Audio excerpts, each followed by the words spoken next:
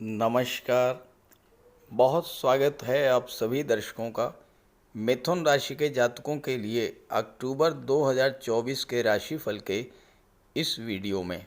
2024 का स्वर्णकाल। जी हाँ, अक्टूबर 2024 को मैंने स्वर्णकाल 2 की संज्ञा दी है, क्योंकि अक्टूबर में भी ग्रहों का गोचर कुछ इस प्रकार का होने जा रहा है जो आपके जीवन में लंबे समय से चली आ रही परेशानियों का अंत करने वाला होगा। साथ ही साथ आपके जीवन में एक नूतन सकारात्मक परिवर्तन भी लेकर आएगा। देखिए, वर्ष के किसी भी माह में केवल एक या दो ग्रह ही ऐसे होते हैं आपकी गोचर कुंडली में जो पूर्ण बलशाली होते हैं और अपना पूरा फल देने में सक्षम होते हैं, और उन्हीं ग्रहों के प्रभाव से उस माह की दिशा और दशा तय होती है। बाकी ग्रह या तो न्यूट्रल रहते हैं और या फिर उस राशि के लिए अकारक होते हैं और कोई विशेष फल नहीं देते। अक्टूबर 24 की बात करें तो आपकी कुंडली में, गोचर कुंडली में शनि, शुक्र, राहु और बुध का गोचर कुछ इस प्रकार का बन रहा है जिसके आधार पर कहा जा सकता है कि 2024 का अक्टूबर माह भी आपके लिए गोचर स्वर्णकाल सिद्ध होगा। महत्वपूर्ण बात यह है कि शनि, शुक्र, राहु, बुध ये चारों ही ग्रह मिथुन राशि के लिए योग कारक ग्रह हैं।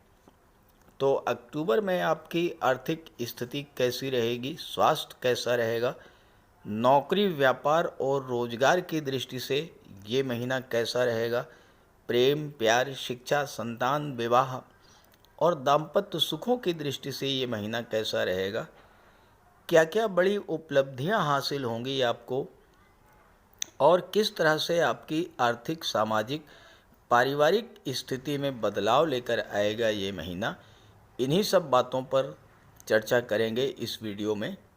ये विश्लेषण आपकी चंद्र राशि के आधार पर किया जा रहा है। तो वीडियो शुरू करते हैं। तो ये है मिथुन राशि के जातकों की कुंडली। अक्टूबर के माह में आपकी गोचर कुंडली में 4 ग्रह वक्री हो रहे हैं और 4 ही ग्रह राशि परिवर्तन कर रहे हैं। शनिदेव भाग्य भाव में वक्री हैं, देवगुरु बृहस्पति 12वें भाव में वक्री हैं, राहु दशम भाव में और केतु चतुर्थ भाव में वक्री हैं। राहु केतु तो हमेशा वक्री ही रहते हैं, तो इस तरह से 4 ग्रह तो वक्री हो गए। अब मंगल आपके लग्न भाव में हैं, 20 अक्टूबर को धन के भाव में आएंगे। सूर्यदेव चतुर्थ भाव में हैं, 17 अक्टूबर को पंचम में आएंगे। बुध चतुर्थ भाव में हैं, 10 अक्टूबर में राशि परिवर्तन करके पंचम में आ जाएंगे। शुक्र जो कि 5वें भाव में हैं, ये राशि परिवर्तन करेंगे और 13 अक्टूबर को छठे भाव में आ जाएंगे। ये तो है ग्रह स्थितियाँ। सबसे पहले चर्चा करेंगे राहु और शुक्र के प्रभाव और उसके फल के बारे में, क्योंकि इस समय आपकी कुंडली में राहु और शुक्र ही वो ग्रह हैं जो पूरी तरह से आपकी जीवन की दशा और दिशा बदलने में सक्षम होंगे। और फिर बात करेंगे शनि और बुध के प्रभाव के बारे में। राहु का गोचर शनि के नक्षत्र उत्तरा भाद्रपद में है और राहु आपकी गोचर कुंडली में दशम भाव में गोचर कर रहे हैं। अब राहु दशम भाव में तो काफ़ी लंबे समय से गोचर कर रहे हैं, तो फिर विशेष क्या बात है? विशेष बात यह है कि उत्तरा भाद्रपद में गोचर कर रहे हैं, जो कि आत्ममंथन और पुनर्निर्माण का नक्षत्र है। और राहु एक ऐसे ग्रह हैं जो क्रांतिकारी परिवर्तन लाने के लिए जाने जाते हैं।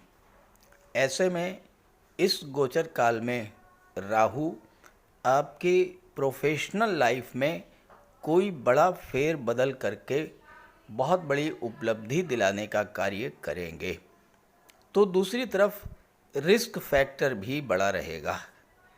हालांकि इस गोचर काल में आपको संघर्ष ज़्यादा करना पड़ेगा, मेहनत ज़्यादा करनी पड़ेगी, लेकिन उसके सापेक्ष जो बड़ी उपलब्धियां आपको हासिल होंगी उसके सामने ये संघर्ष कुछ भी नहीं है। जो लोग नौकरी पेशा है उनके लिए भी बदलाव तो आएगा और बड़े पैमाने पर ये बदलाव आएगा और इसके लिए आपको तैयार भी रहना होगा। महत्वपूर्ण बात यह है कि सूर्य, बुध और केतु की दृष्टि भी दशम भाव पर पड़ेगी। दशम भाव पर चार चार ग्रहों का प्रभाव रहेगा। इस समय आप जिस भी फील्ड में हैं, आपको मॉडर्न टेक्नोलॉजी के अनुसार अपडेट रहना पड़ेगा। साथ ही साथ कार्य क्षेत्र में हो रहे बदलावों के अनुरूप अभी से अपने आप को ढालना शुरू कर दीजिए। कहीं ऐसा ना हो कि इस गोचर काल में आप जहां कार्य कर रहे थे वहां का स्ट्रक्चर कुछ ऐसा बदल जाए जिसके लिए आप फिट ना हों। बदलते हालात पर पैनी नज़र रखें और जहां पर भी आपका काम, जैसा भी आपका काम है, उसमें हो रहे बदलावों के अनुसार अपने आप को अपडेट रखें, अपने आप को ढालने का प्रयास करें। इस गोचर काल में कुछ नए अवसर भी आपको मिलेंगे जो आपको आकर्षित करेंगे।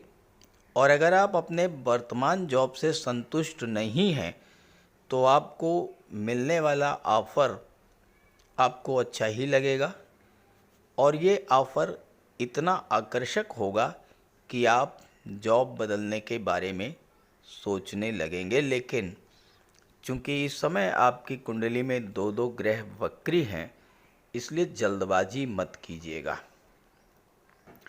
जिनका अपना खुद का कारोबार है उनको भी मार्केट के हिसाब से अपने बिजनेस या कामकाज के तरीकों में बदलाव लाना पड़ेगा, अन्यथा वो पिछड़ जाएंगे।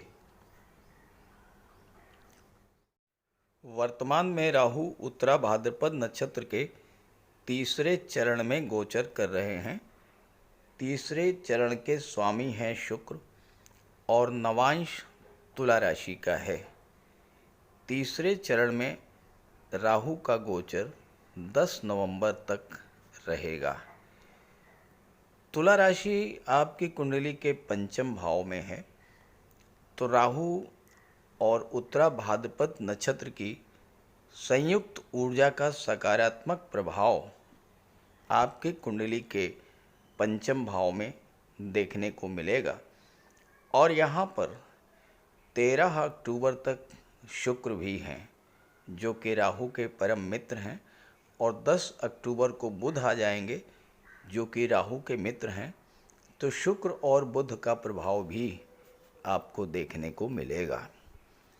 आपके पंचम भाव में राहु, शुक्र और बुध की सकारात्मक ऊर्जा का संचार होगा और पंचम भाव के शुभ फल आपको मिलना शुरू हो जाएंगे।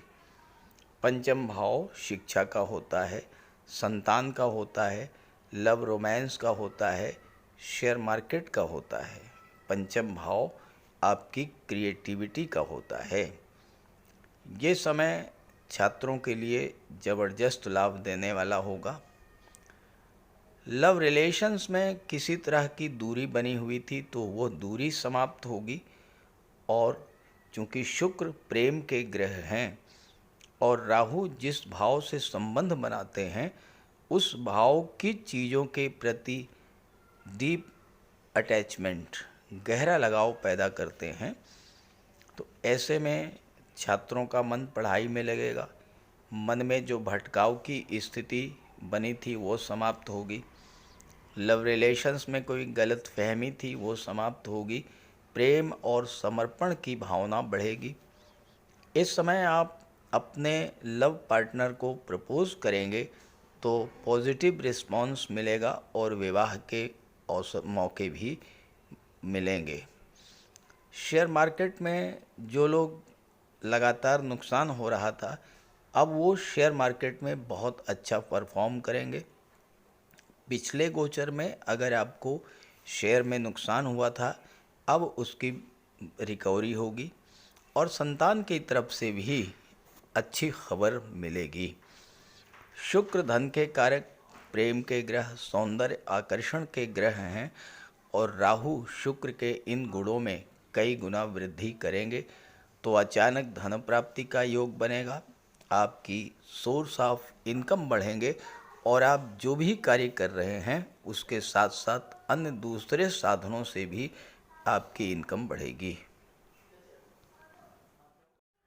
देवगुरु बृहस्पति इस समय वक्री अवस्था में हैं, 12वें भाव में गोचर कर रहे हैं और वक्री अवस्था में एक भाव पीछे यानी लाभ के भाव का भी फल प्रदान करेंगे। और चूंकि वक्री हैं तो देवगुरु को चेष्टा बल की भी प्राप्ति होगी। 11वें भाव पर शुक्र, बुध और राहु तीनों ही ग्रह की दृष्टि पड़ेगी, तो 11वां भाव लाभ का भाव जागृत होगा।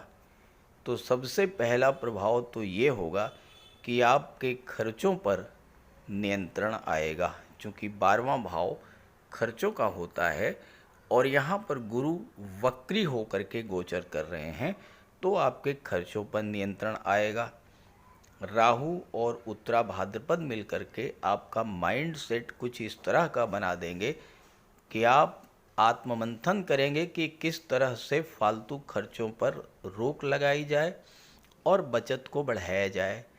इस अवधि में आपका निवेश भी बढ़ेगा। बुध बुद्धि के कारक हैं, व्यापार के कारक हैं, वाणी के कारक हैं और बुध आपकी कुंडली में चौथे भाव के स्वामी होकर के, लग्न के स्वामी होकर के लाभ के भाव पर दृष्टि डाल रहे हैं। तो आप अपने बौद्धिक क्षमता और निर्णय क्षमता के बल पर अपने व्यापार व्यवसाय को तेज़ी से बढ़ाएंगे और आपकी इनकम भी बढ़ेगी। Extra source of income generate होंगे। आपकी बुद्धि इस दिशा में एक्टिवेट होगी कि किस तरह से व्यापार को बढ़ाया जाए, किस तरह से इनकम को बढ़ाया जाए और किस तरह से खर्चे घटाए जाएं। ये समय आपके लिए बहुत ज़्यादा उपलब्धियों भरा होने वाला है।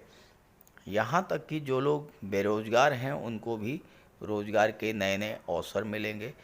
आपको अपने परिश्रम का पूर्ण प्रतिफल मिलेगा। इस अवधि में आपको आपके प्रतिफल का, आपके परिश्रम का फल तो मिलेगा ही, इसके पहले की अवधि में आपने जो एफर्ट्स किए थे और किसी कारणवश आपको उसका फल नहीं मिल पाया, तो अब आपको उसका फल मिलना शुरू हो जाएगा और वह भी अचानक से। 12वां भाव विदेश का है। राहु विदेश के कारक हैं। मिथुन राशि के वो जातक जो विदेश जाने का प्रयास कर रहे थे, अचानक उनका काम बनना शुरू हो जाएगा। जो लोग पहले से ही विदेश में हैं उनके भी कार्य व्यवसाय में उन्नति होगी। एक बड़ा लाभ ये होगा कि आपकी छुपी हुई प्रतिभा इस गोचर काल में निखर कर सामने आएगी और आपको उसका लाभ मिलेगा। घर का कोई सदस्य लंबे समय से अस्पताल में भर्ती है, भले ही खर्च बढ़े लेकिन स्वस्थ होकर लौटेगा और इस अवधि में लंबे समय के लिए किया गया निवेश आपको ज़बरदस्त लाभ देगा। एक्सपोर्ट इंपोर्ट में ग्रोथ होगी। कोई बड़ी बिजनेस डील अचानक से फाइनल होगी और इसको बड़ा लाभ आपको मिलेगा। मिथुन राशि के जातकों को दो बातों को लेकर ध्यान देना पड़ेगा। आपकी गोचर कुंडली में दो बड़े ग्रह वक्री हैं, गुरु और शनि। वक्री ग्रह ये चाहते हैं कि आप जो भी कार्य कर रहे हैं उसमें सुधार लाने का प्रयास करें। किस तरह से उस कार्य को और अधिक बेहतर बनाया जाए, किस तरह से और अच्छे रिजल्ट्स उससे लिए जाएं, ये चाहते हैं वक्री ग्रह। वक्री ग्रह कभी ये नहीं चाहते हैं कि आप एकदम से कोई बड़ा परिवर्तन कर दें। एक नौकरी कर रहे हैं, एकदम से दूसरी नौकरी ज्वाइन कर लें। कोई व्यापार कर रहे हैं, एकदम से उसे छोड़ करके दूसरा व्यापार शुरू कर दें। इस तरह का सडन चेंज नहीं चाहते हैं वक्री ग्रह। और पूर्वा भाद्रपद नक्षत्र भी यही चाहता है कि आप आत्ममंथन करें, पुनर्निर्माण करें। यानी जो कार्य आप कर रहे हैं उसमें किस तरह से क्या सुधार लाया जाए कि वह कार्य आपका तेजी से आगे बढ़े। ये उत्तरा भाद्रपद नक्षत्र संकेत दे रहा है। तो गुरु और शनि और उत्तरा भाद्रपद का जो संकेत है उसे आप समझें। हाँ, नया कार्य व्यवसाय शुरू करने में किसी तरह की कोई बाधा नहीं है। तो मेरी बात से मैं समझता हूँ आप सहमत होंगे। तो इस वीडियो को अपने साथियों मित्रों को भी ज़रूर शेयर कर दीजिएगा। नमस्कार।